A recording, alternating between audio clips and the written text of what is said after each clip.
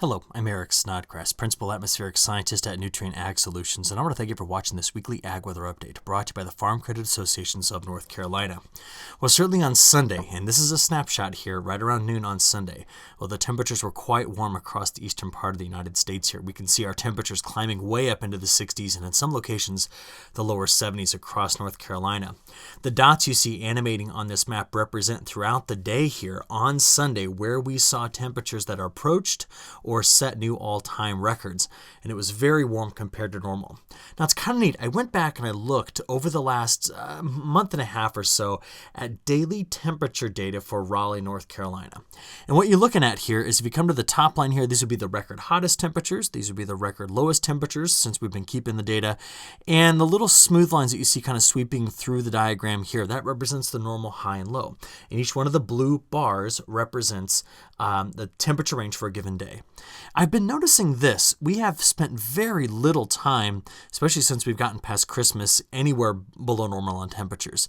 And even when it does dip below normal, like it did here, we quickly rebound. You notice that we have these rebounding temperature time periods where it cools down but then shoots right back up like this. And so one of the big questions we're going to be addressing in this video is, does that pattern continue? Do we tend to stay on the warmer side of things?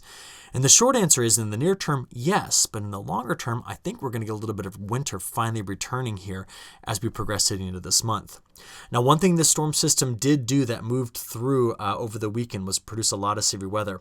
Storm Prediction Center nailed this one. Remember, in last week's video, we were already discussing about the potential for severe weather in these areas. Put it together on the 10th and on the 11th, nearly 1,000 reports of severe weather. And for us in the Carolinas, it was primarily a strong wind event. And even we were seeing some of those very strong storms early this morning on Monday. I captured them here by looking at some lightning data from early this morning. So just to the south and east of Raleigh, we saw that near Kinston, Pink Hill, and as I was recording this video, right around Dover, we saw a powerful little short, very short, not very long squall line sweep through, producing some strong winds and a lot of lightning, as you can see flashing here. So this is, I think, what is going to be the name of the game as we progress through the beginning of this week. Continued thunderstorm activity, not severe, but a lot of showers and thunderstorms. I'll show you that in a few minutes. Now, while we are dealing with quite a bit of lightning early this morning in parts of North Carolina, other parts of the world over the weekend were as well. This is not a thunderstorm. This is a volcanic eruption in the Philippine Islands here, and we can see all of the volcanic lightning that we can sometimes get out of these. It's always impressive to see that. This is one of the most widely shared videos of the weekend's eruption in the Philippine Islands. Not going to be a major weather event, but it's something at least to show you here. Okay, that system that moved through over the weekend, I want to give a little bit more of a broad perspective of what's going on here.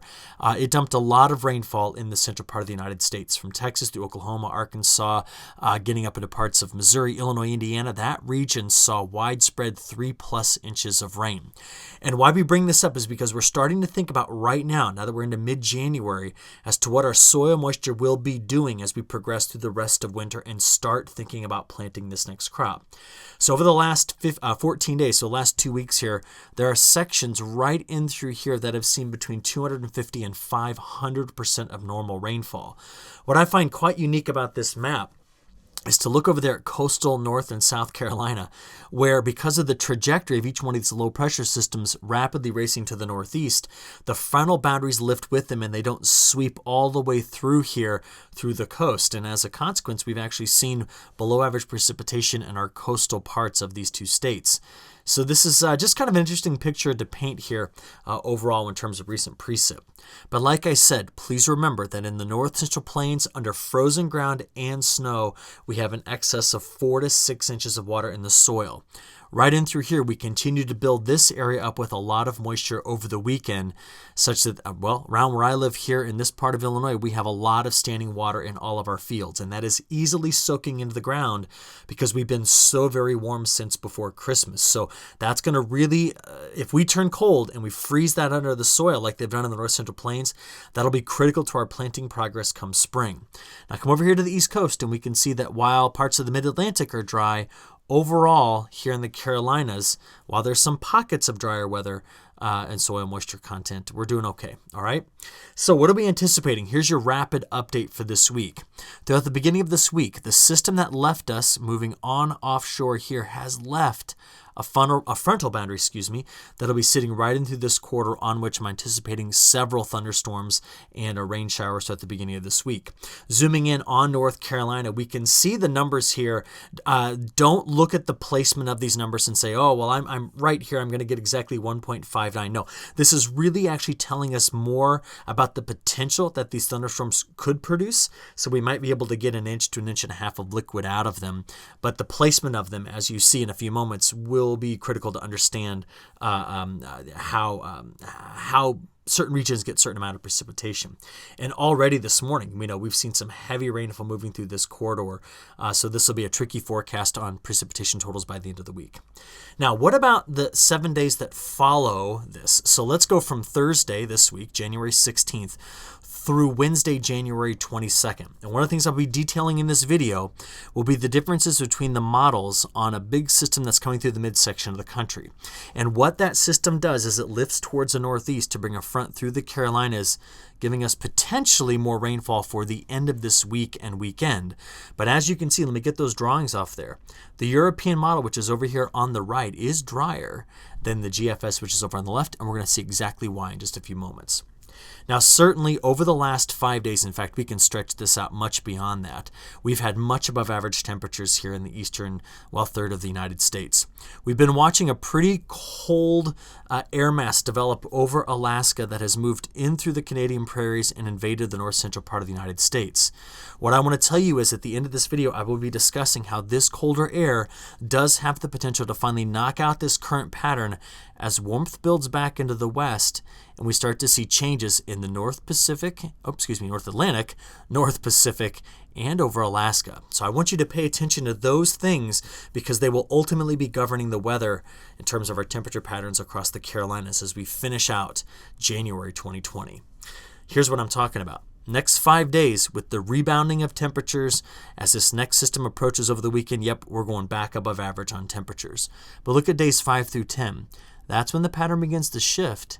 We start to see troughing in this area and sure enough, a return toward what will be felt as much more normal winter conditions, in fact, even cooler than average. So that compared to what we've been seeing is going to feel bitterly cold. So I'm just telling you, prepare for it, okay? Because as I go out all the way here until the 28th of the month, I still see the main cold axis setting up here, but not a whole lot bringing in above average temperatures during that time period for much of the south and all the way up into parts of the East Coast United States. So pattern change is coming, and I'm going to explain to you exactly how it's going to happen here in the next couple of minutes, all right?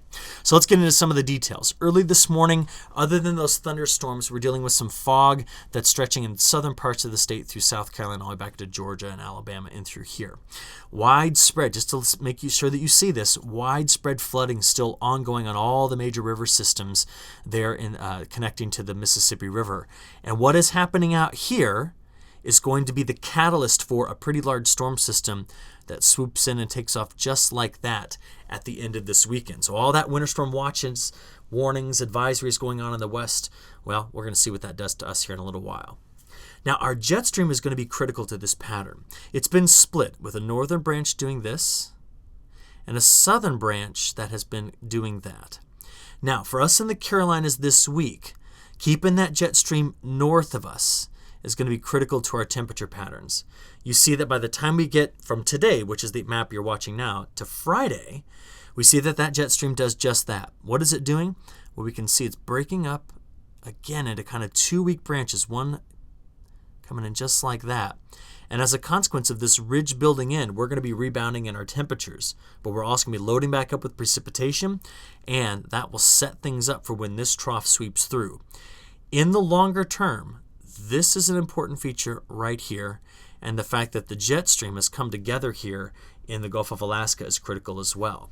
I'll talk about those two things and that ridge over here as being a critical piece to allowing some cooler air to invade into the eastern half of the country as we look longer term. So let's look at some of the near-term forecasts, all right? Starting this off, let's pause it early this morning. There was the thunderstorms coming through around 4 a.m. They then pressed east as we saw through the early morning hours. Now, the frontal boundary that lingers here, it's not just around for the day on Monday. So let's progress through mid-Monday here, getting into Monday afternoon and evening. See widespread scattered showers and storms, but it's also here Monday night and into Tuesday morning as well. So we have a very soggy start to our week. This is now valid out till Tuesday midday. So from Monday morning all the way through Tuesday midday and even possibly into early Wednesday morning, we could still be seeing on that lingering frontal boundary right in through here, widespread showers and storms. Now to show you the system at the end of the week, I'm going to do a multi-model analysis. So I have the GFS over here on the left and the European model over here on the right. And they're synced up, okay? Now we've seen through early Wednesday morning, so I'm going to pause it right there. That's just been that boundary sitting in this area. You can see it on the GFS. Here it is on the European, giving us the scattered showers and storms. Now as we progress forward, this is Wednesday afternoon and evening, getting into Thursday morning. You still see, especially over in the European, with this first system moving toward the northeast, we're not necessarily getting away from the chance of rainfall as we progress toward the middle and end of this week. But as that system moves through, this is what I want you to see. High pressure takes over Thursday afternoon and evening, getting into Friday morning. So that would be our drier time of the week. But it is building up behind it a big low pressure system. So as this high pressure cell dumps in, it's eventually going to be moving off to the east, and it serves as the funnel to get that moisture back into place for this large low pressure system middle part of the country. Now you notice I've been pointing a lot at the ECMWF. The reason why is because even though the European model and the GFS are pretty close and picking up, well, they at least both have the same system, the GFS is much more rapid with its forward movement. It's getting it through Ohio and into Pennsylvania and New York much faster than the European is doing. So I'm showing you them both so we can see that toward the end of our week, so Saturday getting into Sunday morning, we are going to be dealing here with some early morning or late night at night and early morning precipitation. Now after that, watch this. This is now Sunday, getting into Monday, Tuesday the 21st, Wednesday. Yeah, you don't see any big systems coming in after that. In fact, high pressure is going to dominate. Both models are picking up on that as we progress out to day 10 here. And that means a pattern shift is coming and we had better talk about it. So looking at it week 2 only, we're going to see the jet stream do this. And if we do that, this is the convergent. I'll label it with the C, the convergent part of the jet stream. That's going to let the subtropical jet move off the shore, offshore here, keeping things wet in this corridor. But it looks as though that might be finally shutting us down for precipitation Jan 20 through 27th. Well, not completely, but getting things over to a drier pattern. With that same jet stream flow, though, doing this, we get cooler weather coming in as well. So this is a pattern shift, and it took about a month to get here because the last time we saw this shift, where we went over to warmer temperatures, was about the 23rd of December, okay? Now, what's helping this out? Now, this is some pretty cool analysis. I'm not showing you the polar vortex because right now it is not the main culprit in this. Proof of that, the Arctic oscillation is positive. Now, just a word of a rule of thumb, If the Arctic oscillation were to come diving down here into negative territory, that would tell me the polar vortex has kind of loosened up and let the cold air spill south. Nope, it's two other things. One of them is in the tropics, the Mad-Julian oscillation. The others are in the polar jet stream. So, what is this? The North Atlantic oscillation. Here's your rule of thumb. If the North Atlantic oscillation is in negative territory, we're talking cooler weather across the East Coast. Positive territory, warmer. We start off here, but then by the time we get to the 18th and 19th, we make one dip, and then here again around the 21st, 22nd, we make another, where we're temporarily going into the negative phases of the North Atlantic oscillation. What does that mean? Just a big ridge south of Greenland. If there's a big ridge there, we're troughing. At the same time, the Pacific North American pattern starts off negative and returns toward neutral. Now, what does that mean? Well, if the Pacific North American pattern is negative, there's a deep trough out west and usually a ridge over the east, hence warmth for us. But with it switching here, well, that switch is happening about the same time that in the tropics, the Mad-Julian oscillation is coming out of phase 4, going from phase 5 into phase 6, phase 7, maybe a little bit into phase 8 before crashing back into null phase. Now you're going, okay, what does all this mean? Well, when you correlate this tropical feature called the MJO with our weather here on the East Coast, well, phases 4, 5, and 6 tend to be the warmer phases. Whenever the MJO is in those phases, we tend to be warm. But phase 7, 8, 1, and 2 are the cold phases. And the timing of the return to phase 7 seems to happen right about here and right about there, when the polar jet stream is advertising cold as well. Now, I'll be honest, I didn't see this by middle of the week last week. I only saw it at the very end of the week. That just tells you how it all works. It changes pretty quickly. So what does all this mean? Well, throughout this week, the rebounding of temperatures all happening because of this ridge. Now remember, it's going to be soggy and cloudy, but overall we're not going over into a cold pattern. The main trough is here for the big show that will be happening at the end of this week and weekend in the midsection of the country. But it's this high pressure cell right here, I'm putting an H in it, that has really got things changing, because it turns out that that high pressure cell is going to send the trough back west into the Gulf of Alaska, bringing in the positive PNA pattern and letting the colder air here fill in this trough. And yes, by the time we get out to the start of next week, we go back over toward a pattern that feels a bit more like winter, and the North Atlantic Oscillation responds. Now, once we get out to day 10, so this is the 23rd, what I see, a little trough here, pushing a bunch of moisture into British Columbia, letting the ridge still stay in place. That reinforces this trough, and look at the size of that ridge up there, giving us this negative North Atlantic Oscillation. So the cold air that was here comes down and fills in that trough. Higher pressure comes in with it, hence the drier conditions into week 2, but colder conditions. And it seems to want to last all the way out to the end of the month. Overall, the pattern wants to do this. And that is what's going to give us a halfway decent return toward what winter could look like. If I'm watching this in the Appalachian Mountains, something I'd be thinking about here is this pattern tends to be good for producing some snow in the Appalachians with time. We need to keep a close eye on it, see how things evolve there, okay? But that's your upper level pattern that gives us this temperature pattern.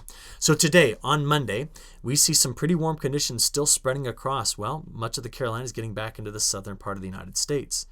As we play this forward, letting you go out to Tuesday the 14th, again, 60s, 70s in through this area.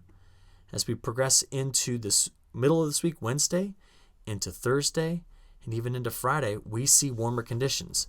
Now, Friday's high temperatures are interesting. As the next low emerges and high pressure cell moves off the coast, we get that famous northeast wind that gives us the cold air damming. So you got several days of warming up this week, but then by the time we get into Friday's high temperatures, the cool off is because of the northeast wind and the cold air damming. You're very familiar with that. But as I progress you into Saturday, that system shows up and blows up in the midsection of the country, and we get one last brief shot at some warmer air. But look at what's waiting in the wings. These are high temperatures at -5. So to go from there, the storehouse of cold air over the next 5 days finally begins to penetrate into the eastern part of the country in days 5 through 10, which really we're going to have to see after the weekend. So get ready for some cooler weather that comes in and potentially lasts all the way through the end of the month. Okay, we're going to just watch it through the end of the month, potentially being a feature of near average to cooler than average weather at times. Boy, this was a tricky forecast to put together. I'm going to finish by talking about South America. All right, now I like to show you these diagrams. Let me just remind you what we're talking about here. Whenever we see the warmer colors, that means upper level suppressing flow in the atmosphere. In other words, the air sinking. Right now, the Mount-Julian Oscillation is coming out of phase 4 and going over to 5, 6, 7, and 8 right here. That's the blues. That's where the air is rising, right over the international date line. So why am I showing you this? Well, I want you to come over to South America. To start things off, right now, they've got sinking motion aloft, transitioning into rising motion, which means week 1 is going to be dry and week 2 is going to be wet. And let me show you that to finish this up. Right now, they are rapidly trying to harvest first crop soybeans in Mato Grosso. They want to get it out as fast as they can, because the faster they get it out, the quicker they can get in the safrinha corn and cotton. And right now, both corn and cotton prices in South America are very supportive for going after big acres. So the dry conditions there are good for getting out the first crop of soybeans. Wet down in Argentina. Now, that's week 1. Week 2 is over here on the right. When the MJ goes back to phase 7 and 8, well, that lets the monsoon get cranking again, which goes in this direction. A big high pressure cell tends to move in over the south, and it leaves a frontal boundary right here, keeping eastern Brazil and central Brazil wet. So if this unfolds and we're still harvesting, which of course we will be, this will slow things down. And that may delay the planting of corn and cotton a little bit longer. We need to keep a close eye on this, keep you up to date with what's going on in South America. But with that, I'll go ahead and wrap it up right here. We want to thank you for your attention. Have a great week, and we'll talk to you again soon. Thank you.